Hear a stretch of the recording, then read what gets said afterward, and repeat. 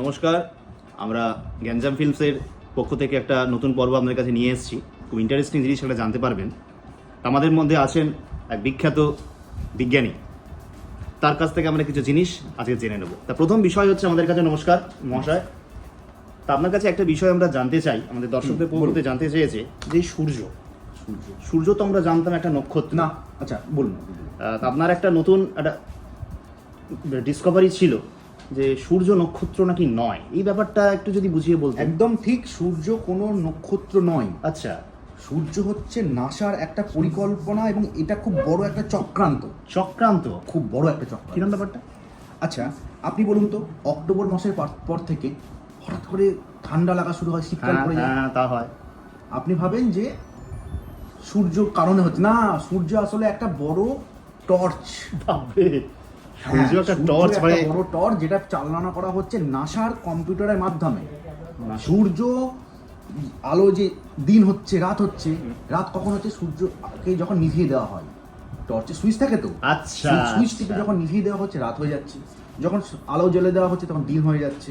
কিন্তু এবার একটা প্রশ্ন, এই সুইচটা জ্বালছে কে? নাসা, এবং ওই কম্পিউটার থেকে পুরোটা হচ্ছে।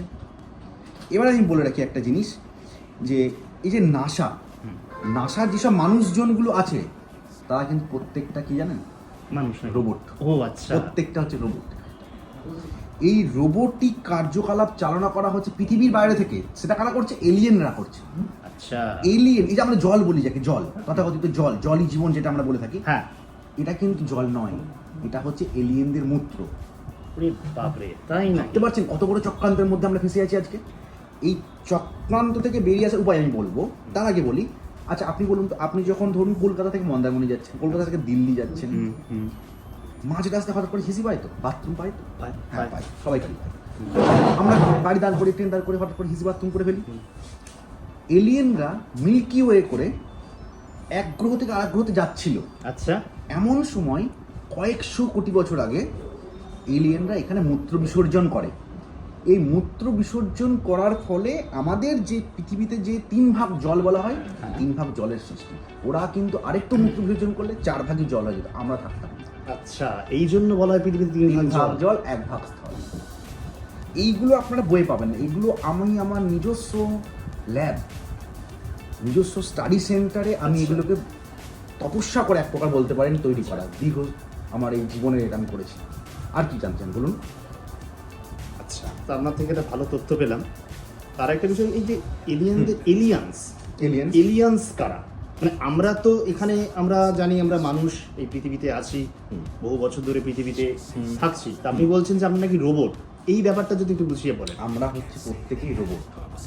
আর এই রোবটের যে হেড, মানে যে এই রোবটটি ব্যাপারগুলোকে চালনা করছে, সে কে জানেন? সে হচ্ছে এলন মাস্ক। এলন মাস্ক হচ্ছে অরিজিনাল রোবট এবং আমাদেরকে চালনা করছে, আমরা কেউই মানুষ নই।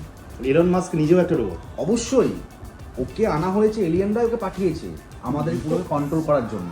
আর একটা আপনাকে বলি ব্যাপার, এই যে এরোপ্লেন, হ্যাঁ, এরোপ্লেন মনে হয় না আমরা এরোপ্লেনে অনেক চাপিয়েছি, খুব কম সময়ে এক ডিস্টেন্স থেকে আরেক ডিস্টেন্স চলে যাই।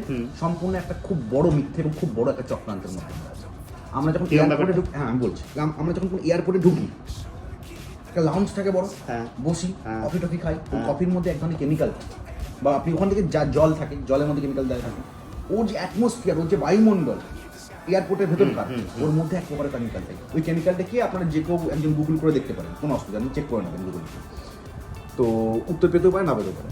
তো ব্যাপারটা হয় কি, যখন আপনি গন্ধটা নিচ্ছেন ওখানকার এয়ারপোর্টে, আপনার যে কেমিক্যাল রিয়াকশনের জন্য আপনার মধ্যে একটা হ্যালুসিনেশন তৈরি হয়। আচ্ছা, ওই হ্যালুসিনেশনটা মনে করায় আপনাকে যে আপনি একটা সুন্দর চেয়ারে বসে আছেন, আচ্ছা, আপনি এয়ারপ্লেনে করে উঠছেন, এক জায়গা থেকে আরেক জায়গায় চলে গেলেন, এক ঘড়ি কাঁটা দেখবেন 1 ঘন্টার মধ্যে আজ কলকাতা থেকে বেঙ্গল, বেঙ্গল থেকে হায়দ্রাবাদ, হায়দ্রাবাদ থেকে দিল্লি চলে গেছেন।